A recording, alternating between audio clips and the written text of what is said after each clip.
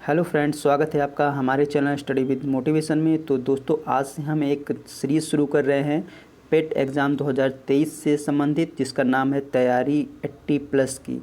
तो दोस्तों, यहाँ पे जितने भी टॉपिक हैं यूपी ट्रिपल एससी के पेट एग्ज़ाम में जो सिलेबस है, उसमें से हर एक टॉपिक के अलग अलग वीडियो आपको इसमें देखने को मिलेंगे। तो आज से दोस्तों शुरू कर रहे हैं सिंधु घाटी सभ्यता, जिसमें आपको आज पार्ट 1 मिलेगा, उसके बाद दोस्तों पार्ट 2। तो इसमें दोस्तों हम महत्वपूर्ण तथ्य जानेंगे जो हमेशा परीक्षाओं में पूछे जाते हैं। इंपॉर्टेंट फैक्ट हैं जो हमेशा एग्ज़ाम में आपके पूछे जाते हैं, और ये आपका सिंधु घाटी सभ्यता से संबंधित है। तो चलिए दोस्तों, वीडियो शुरू करते हैं। तो यहाँ पे दोस्तों आप देख सकते हैं सिंधु घाटी सभ्यता से जो महत्वपूर्ण तथ्य बन रहे हैं वो मैं आपके साथ शेयर करूँगा। तो हो सकता है ये आपके एग्ज़ाम में महत्वपूर्ण भूमिका निभाए। तो चलिए दोस्तों शुरू करते हैं। हड़प्पा जो स्थल था आपका सिंधु घाटी सभ्यता में खोजा गया था। ये सबसे पहला स्थल था जिसे 1921 में राय बहादुर दयाराम साहनी ने खोजा था।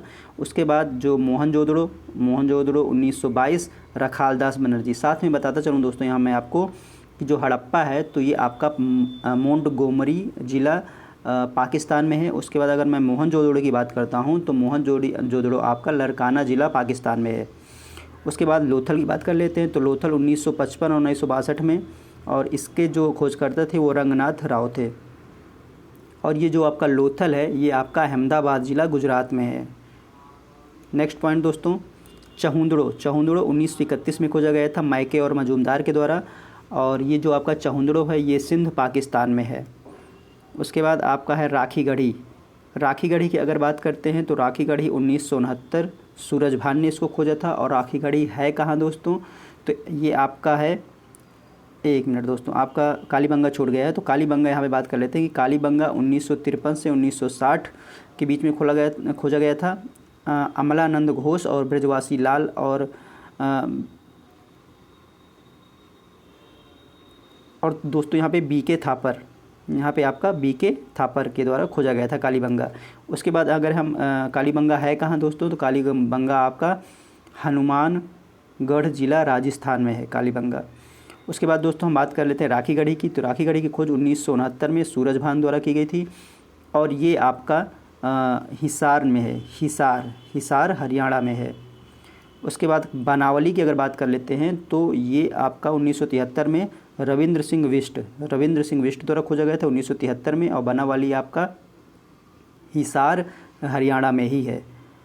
उसके बाद सुतकांगेडोर की अगर बात कर लेते हैं तो सुतकांगेडोर 1927 और 1962 में उसको खोजा गया था स्टाइन और सेल्स के द्वारा।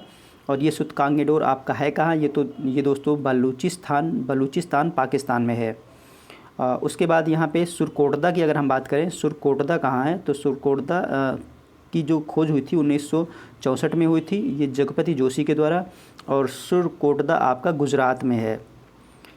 ये दोस्तों महत्वपूर्ण स्थल थे।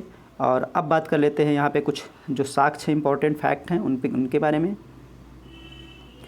तो यहाँ पे सबसे पहला है आपका हड़प्पा सभ्यता का सर्वाधिक मान्यता प्राप्त जो काल है वो 2500 ईसा पूर्व से 1750 ईसा पूर्व है।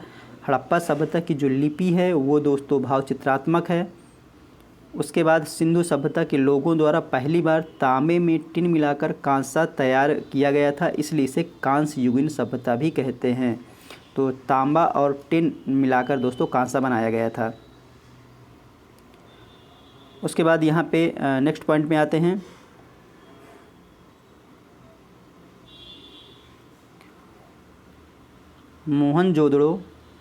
मोहनजोदड़ो और हड़प्पा की पुरातात्विक खुदाई सर जॉन मार्शल द्वारा कराई गई थी, सर जॉन मार्शल के द्वारा।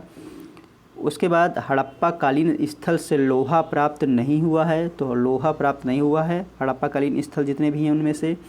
सिंधु सभ्यता के लोग मातृ देवी की पूजा करते थे। और उसके बाद है दोस्तों आपका शैलकृत स्थापत्य के जो प्रमाण है वो धौलावीरा जो कि गुजरात में है वहाँ से प्राप्त हुआ है। उसके बाद हड़प्पा कालीन मोहरों का जो सर्वाधिक प्रचलित आकार, यहाँ पे आपका जो